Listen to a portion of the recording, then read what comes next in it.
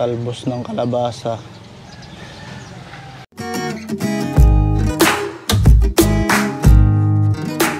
So ito, kumuha ng tabo, no? Kasi meron tayong project. Kanina galing ako sa likod. Nagpunla ako ng sili, yung malunggay na buto, tapos pipino. And natuwa ako kasi meron ng bulaklak yung kalabasa natin. Ayan, oh. May bulaklak na yan. Ito.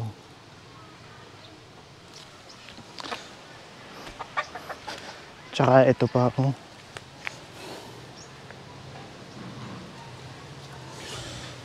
Ang dami. Biglang lumago nung naabunuhan ko. Ayan, oh. Ang ganda. Sobrang lago, oh. Nagtalbusan. Nung isang araw tinalbusan ko na yan. Ngayon ang tatalbusan ko naman ito nandito. Kasi parang napansin ko mas gumanda sila nung natalbusan. Kasi nagsanga-sanga. Lumabas yung mga ibang talbos. Ito may tanim pa ako dito.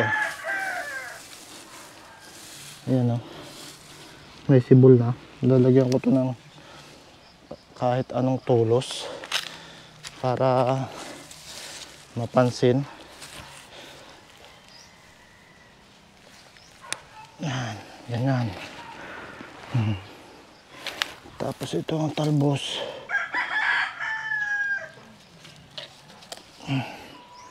Yan. Kuha tayo.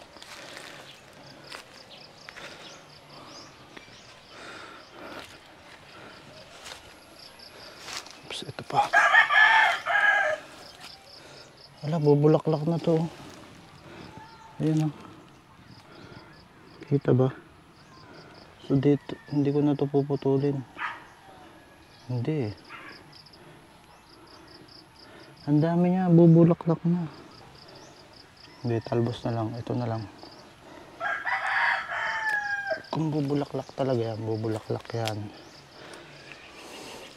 Ila, naumakyat na dito sa taas. Umakyat na. Hindi ka dyan.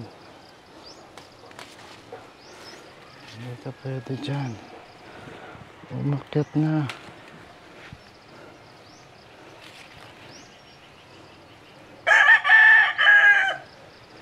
Pabababain din natin to. Kasi ang kalabasa ay hindi talaga para sa balag. Ibabalik natin siya sa lupa. Yan. Pero bago kita ibalik sa lupa, ang ganda ng talbos mo.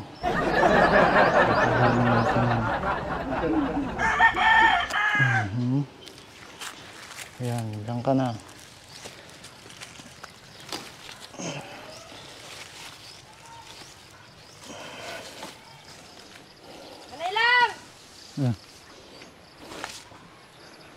Tapos to, dyan natin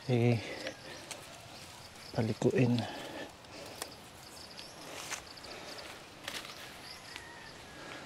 Oops, ya. Inabunuhan ko to, eh. Inabunuhan ko. So nung inabunuhan ko yung tinalbusan ko na yon, ang ganda. Ito may mga pinunla ako din dito. Ito may mga tinanim ako. Kala ko kasi ampalaya. Tsaka ito pa, ang dami, oh. 4 na piraso.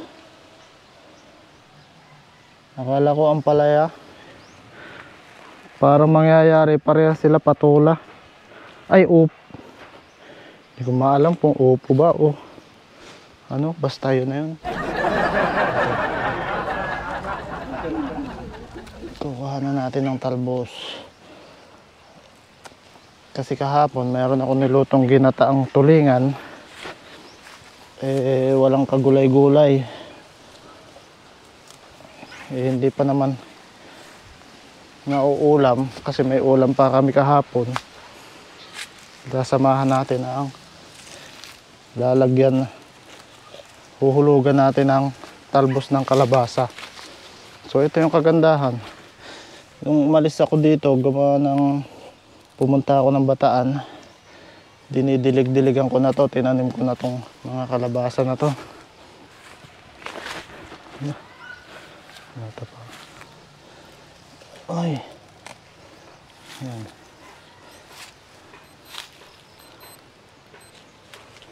Ngayon, napapakinabangan na. Nagugulay na. Yung mga upo doon sa yung nakaraan, may mga upo doon sa may kanal. Nilipat ko siya dito. Isa-isa.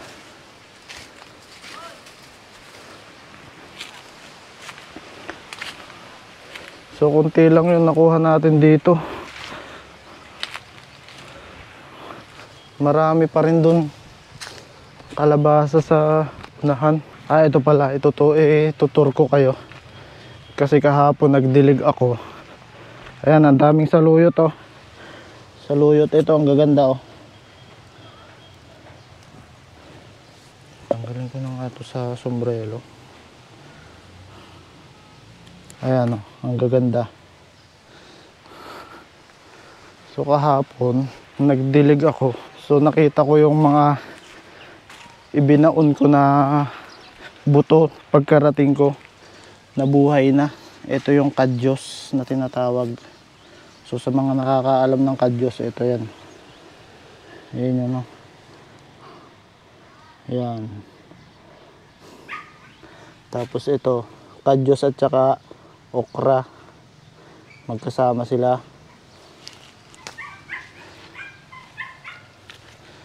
Pinagsama ko yan, kadyos at saka okra. Ito, mataas na. Malapit na mag-isang dangkal.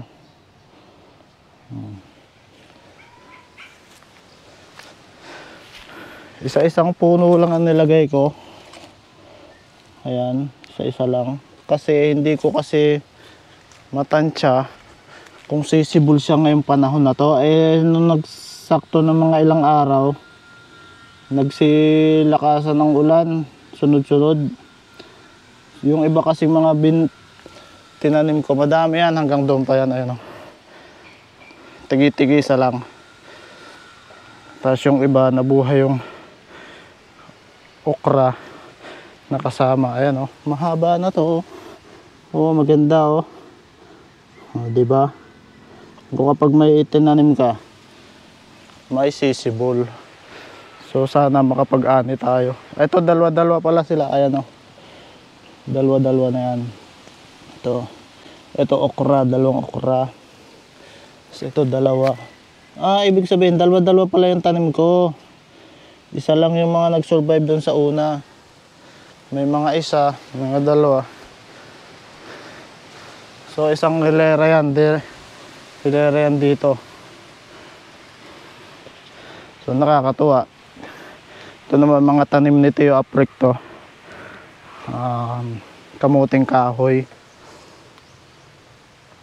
Ang gaganda na rin. Kahapon nadiligan ko rin yan. Saluyot. Meron pa dito mga sili. Ayan. Tsaka tanim ni nanay pala tong sitaw na to, mga sitaw. Ayan, gagapang na yan.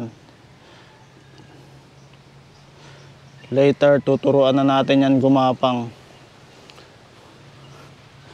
Ang dami yan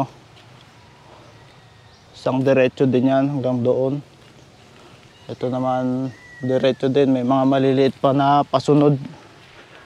Ayan kasunod na yan, sitaw din yan. Balatong. Ito pa Ayan, ang gaganda. Inabunuhan ko na rin yan. Saan pa yung iba? Ito mahahaba na Ito gumagapang na halos Hindi mo naman pwede talbusan yan. May mga tanim pa rin ako dito na mga alanganin. Hindi ko matandaan kung papaya ba. Basta may tanim din akong papaya. Ito pa, may mga sitaw pa oh. Gaganda niyan. So anyway, pinapakulo ko na yung ginataan doon. Kailangan ko maihabol tong talbos. Dadagdagan pa natin to, konti pa to eh. Madami pa dito. Ito naman, nasagasa ng gatong. Ito, wag na natin itong bawasan. Dito maraming talbos. Ayan. Ito.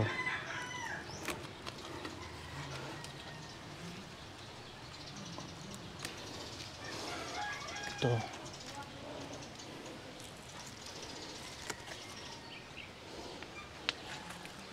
Nagsigarbuhan ng nalagyan ng abono.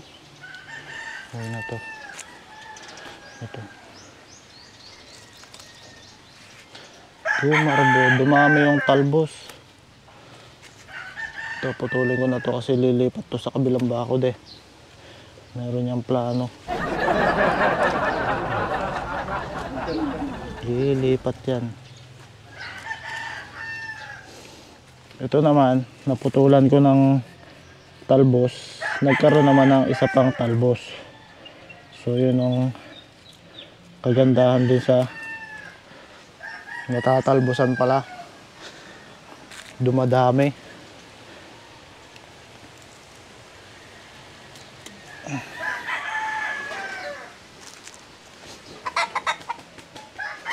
Ito, aahon ka na.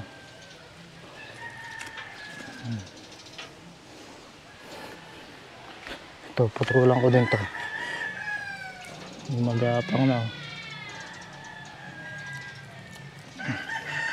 Okay na to. Oh. Diba? Meron pa ako dito eh. Ayan. Kalabasa pa yan eh. Oh. Gusto yan ng kalabasa, yung mga nakatago siya. Nakahalos lubog siya sa damuhan.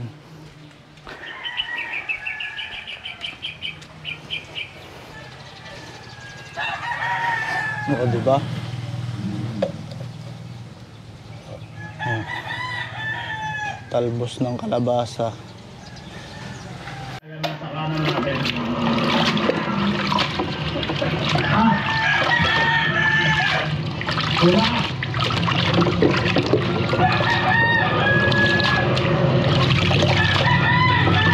Para malinis, no? Ayan. Oops, yeah.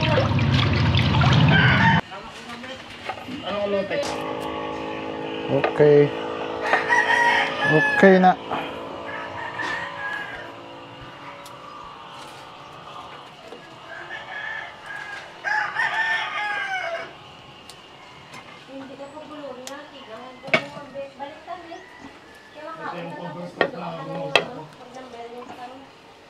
May nagparada ng sasakyan sa gitna. Kaso na sa gitna bumagsak lahat ng bubong. Nabiyak. Nabalo sa gitna. So hindi pa rin set yung ano yan. Alam. Mas lalo. May ambulansya.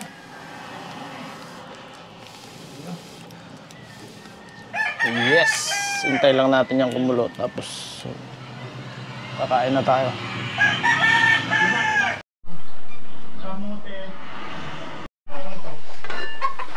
Yes, kumukulo na. Okay na to.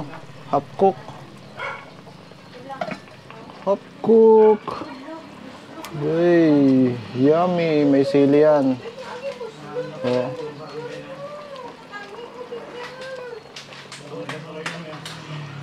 Okay.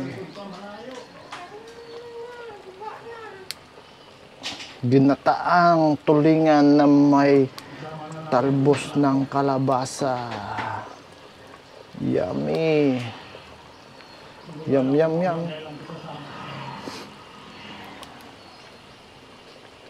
Sarap nito. Maasim-asim kasi pinaksiw ko to bago ko hinulugan ng gata.